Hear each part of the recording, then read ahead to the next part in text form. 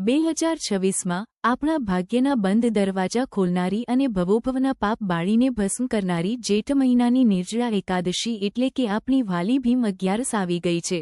વળી સૌથી મોટો સવાલ એ છે કે આટલી અસહ્ય ગરમીમાં પાણી પીધા વગર નકોરડો ઉપવાસ કેવી રીતે થાય? જો પાણી પીવાય કે ફરાળ કરાય તો વ્રત તૂટી જાય? અને જેમનાથી આ વ્રત બિલકુલ ન થઈ શકે એમ હોય, જેમ કે બીમાર લોકો, સગર્ભા બહેનો કે વડીલો, એ લોકો વ્રત કર્યા વગર પણ આ વ્રતનું પૂરેપૂરું કરોડો ગણું પુણ્ય કેવી રીતે મેળવી શકે? લોકો મૂંઝાયા છે કે વ્રત 24 તારીખે રાખવું, 25 તારીખે રાખવું કે 26 તારીખે? ક્યાંક તમારી એક નાની ભૂલ આખા વ્રતનું પુણ્ય ધોઈ ન નાખે। આજે આપણે આ વિડીયોમાં એકદમ દેશી, મીઠી અને સરળ ભાષામાં સમજીશું કે 11ની સાચી તારીખ કઈ છે, પૂજા કરવાની અસલી શાસ્ત્રોક્ત વિધિ કઈ છે, પારણાનું સાચું મુહૂર્ત કયું છે અને આ દિવસે શું કરવું અને શું ન કરવું। વિડિયો એકદમ શાંતિથી છેલ્લે સુધી જોજો, નહીતર મોટો પસ્તાવો થશે। તો ચાલો લક્ષ્મીપતિ નારાયણનું નામ લઈને શરૂઆત કરીએ। જો તમને આવા ધાર્મિક અને જ્ઞાનવર્ધક વિડિયો ગમતા હોય તો વિડિયોને લાઇક કરજો, તમારા મિત્રો અને પરિવારજનો સાથે શેર કરજો અને ચેનલ પર નવા હો તો સબસ્ક્રાઇબ કરવાનું ભૂલતા નહીં। કમેન્ટમાં લખો, જય વિષ્ણુ નારાયણ। ભક્તો, આ વર્ષે 2026માં તિથિની ગણતરી બહુ બારીકાઈથી સમજવા જેવી છે, જેથી વ્રત રાખવામાં કોઈ ખામી ન રહી જાય। તિથિનો પ્રારંભ જેઠ સુદ 11ની પવિત્ર તિથિ 24 જૂન 2026 બુધવારે સાંજે 6:12 બેસી જાય છે। તિથિની સમાપ્તિ આ તિથિ 25 જૂન 2026 ગુરુવારે રાત્રે 8:09 પૂરી થાય છે। વ્રત ક્યારે રાખવું? આપણા સનાતન ધર્મમાં ઉદયા તિથિ એટલે કે જે દિવસે સૂર્યોદય વખતે જે તિથિ ચાલતી હોય તેનો જ મહાન સિદ્ધાંત સ્વીકારાયો છે। 25 જૂનની સવારે સૂર્યનારાયણ ઉગશે ત્યારે 11 ચાલુ હશે। એટલા માટે આખા ભારત દેશમાં 2 બેસનેમ 5 જૂન 2026 ગુરુવારના દિવસે જ આ મહાવ્રત એકદમ કડક નિયમો સાથે રાખવાનું રહેશે। પારણાનો સાચો સમય, વ્રત ખોલવાનો સમય બહુ જ કિંમતી હોય છે। 11ના બીજા દિવસે એટલે કે 26 જૂન 2026 શુક્રવારે સવારે 5:25 થી લઈને સવારે 8:13 સુધીની વચ્ચે જ પારણા કરી લેવા। આ મુહૂર્ત પછી પારણા કરવાથી વ્રતનું ફળ અડધું થઈ જાય છે। હવે આ વ્રત પાછળનો ઇતિહાસ અને કથા સમજીએ। આ વ્રતને ભીમસેની 11 કે પાંડવ 11 કેમ કહે છે? મહાભારત કાળ દરમિયાન એકવાર પરમ જ્ઞાની મહર્ષિ વેદવ્યાસજી પાંડવોના ઘેરે પધાર્યા। તેમણે પાંડવોને ધર્મ, અર્થ, કામ અને મોક્ષ આપનારા એકાદશી વ્રતનો મહિમા સંભળાવ્યો। વ્યાસજીએ કીધું કે, હે પાંડુપુત્રો, સંસારમાં જે માણસ જન્મ્યો છે તેણે જો નર્કની યાતનાઓમાંથી બચવું હોય અને પ્રભુના ધામમાં જવું હોય તો મહિનામાં આવતી બંને 11ના દિવસે અન્નનો ત્યાગ કરીને વ્રત કરવું જ પડે। 11 કર્યા વગર જીવનો ઉદ્ધાર સંભવ નથી। આ સાંભળીને માતા કુંતી, રાજા યુધિષ્ઠિર, ધનુર્ધારી અર્જુન, નકુલ અને સહદેવ આ બધા તો તરત જ હાથ જોડીને તૈયાર થઈ ગયા। પણ વચમાં આપણા ભીમસેન મૂંઝાયા। ભીમનું શરીર વિશાળ અને એમના પેટમાં વૃક નામની ભૂખની ભયંકર અગ્નિ હંમેશા સળગતી રહેતી। ભીમથી ઘડીભર પણ ભૂખ સહન ન થાય। ભીમે વ્યાસજીના ચરણોમાં પડીને કીધું, પિતામહ, આ આખું ઘર તો તમારી વાત માનીને વ્રત કરશે અને ભૂખ્યું રહેશે, પણ મારી તો લાચારી જુઓ। મારા પેટનો અગ્નિ એટલો પ્રબળ છે કે હું ઘડીક પણ ખાધા વગર રહું તો મારા પ્રાણ કાંપી ઉઠે છે। હું દર 15 દિવસે ભૂખ્યો રહું એ તો સાવ અશક્ય વાત છે। માટે હે મુનિવર, મારા જેવા માણસ માટે કોઈ એવો તોડ, કોઈ એવો ચમત્કારી ઉપાય બતાવો કે વર્ષમાં માત્ર એક જ ઉપવાસ કરવો પડે અને ફળ આખા વર્ષની બધી જ 1100નું મળી જાય। મહર્ષિ વેદવ્યાસ ભીમની શારીરિક અવસ્થા સમજી ગયા। તેમણે કીધું, હે ભીમ, તારી વ્યાકુળતા સાચી છે, તો તું એક કામ કર।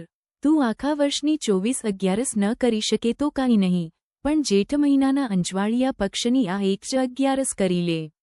આ વ્રત તારે જળ અને અન્ન બંને વગર એટલે કે સાવ નિર્જળ રહીને કરવું પડશે। જો તું આ કરી લઈશ તો તને વરહની બધી જ 1100નું પુણ્ય આ એક જ દિવસમાં મળી જશે અને તારો વાસ સીધો વૈકુંઠ ધામમાં થશે। ભીમે વ્યાસજીની વાત માનીને પૂરી તાકાતથી આ વ્રત કર્યું અને મોક્ષ પામ્યા। બસ ત્યારથી આ આકરા વ્રતનું નામ ભીમ 11 પડી ગયું। જો તમારે શાસ્ત્ર પ્રમાણે આ વ્રતનું પૂરેપૂરું ફળ જોતું હોય તો પૂજા કરવાની આ સાચી રીત બરાબર મગજમાં ઉતારી લો.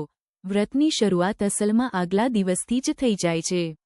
દશમના દિવસે સાંજ પડતા પહેલાં એક જ વાર એકદમ સાત્વિક ભોજન લેવું. મનમાં બ્રહ્મચર્યનું પાલન કરવું અને બને તો ભૂમિ પર, જમીન પર પથારી કરીને શયન કરવું જેથી શરીર શુદ્ધ રહે. 11ના દિવસે સૂર્યોદય પહેલાં બ્રાહ્મ મુહૂર્તમાં જાગી જવું. નિત્યકર્મ પતાવી પવિત્ર નદીમાં અથવા ઘરના નહાવાના પાણીમાં થોડા કાળા તલ કે ગંગાજળ નાખીને સ્નાન કરવું અને સ્વચ્છ પીળા કે શુદ્ધ વસ્ત્રો ધારણ કરવા. સ્નાન કર્યા પછી સીધા ભગવાનના મંદિર સામે બેસવું.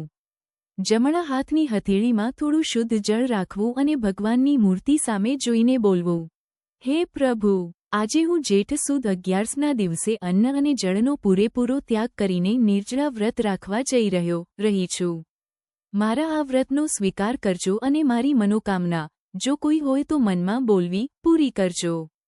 ત્યારબાદ એ જળને કોઈ પવિત્ર પાત્રમાં અથવા તુલસી ક્યારા સિવાયની પવિત્ર જગ્યાએ મૂકી દેવું. ઘરમાં જો શાલિગ્રામ ભગવાન હોય કે બાલકૃષ્ણની મૂર્તિ હોય તો તેમને શંખમાં પંચામૃત, દૂધ, દહીં, ઘી, મધ અને સાકર ભરીને સુંદર અભિષેક કરવો. જો પંચામૃત ન હોય તો માત્ર ગાયના દૂધથી અથવા શુદ્ધ જળથી પણ અભિષેક કરી શકાય. અભિષેક કરતી વખતે મોઢામાંથી સતત ઓમ નમો ભગવતે વાસુદેવાય મંત્રનો જાપ ચાલુ રાખવો. અભિષેક પૂરો થયા પછી ભગવાનને સ્વચ્છ કપડાથી સાફ કરી તેમને પીળું ચંદન, સફેદ ચંદન કે ગોપી ચંદન લગાવવું. ચંદનની ઉપર કંકુનો સરસ ચાંદલો કરવો. ભગવાનને સફેદ તલ ચડાવવા. યાદ રાખજો, 11માં ચોખા એટલે કે અક્ષત નથી ચડતા, તલ ચડાવવા ઉત્તમ છે. ફૂલોની માળા અને પ્રભુના સૌથી વહાલા તુલસીજીના પાન, તુલસીદળ અર્પણ કરવા. ભગવાનની સામે ગાયના શુદ્ધ ઘીનો અથવા તલના તેલનો સુંદર દીવો કરવો અને ધૂપ પ્રગટાવવો. ભગવાનને મોસમી ફળોનો ભોગ ધરાવી આરતી કરવી. આરતી પૂરી થયા પછી આખો દિવસ અને રાત્રે પણ બને તેટલી વધુ વાર ઓમ નમો ભગવતે વાસુદેવાય મંત્રની માળા કરવી અથવા શ્રી વિષ્ણુ સહસ્ત્રનામ કે ગજેન્દ્ર મોક્ષ ના પાઠ કરવા. હવે આવીએ સૌથી મુખ્ય વાત પર. શાસ્ત્રોમાં ચોખ્ખા શબ્દોમાં લખ્યું છે કે આ વ્રત અન્ન અને જળ રહિત એટલે કે પાણીના એક ઘૂંટડા વગર જ કરવાનું હોય છે.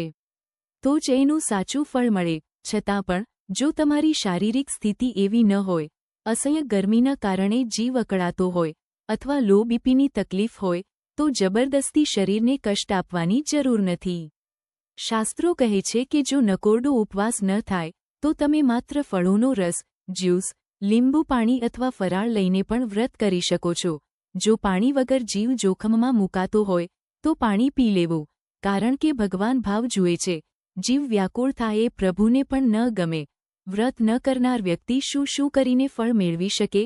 ઘણા એવા લોકો છે જેમનાથી ઉંમરના કારણે કે બીમારીના કારણે ઉપવાસ બિલકુલ થઈ શકે એમ જ નથી.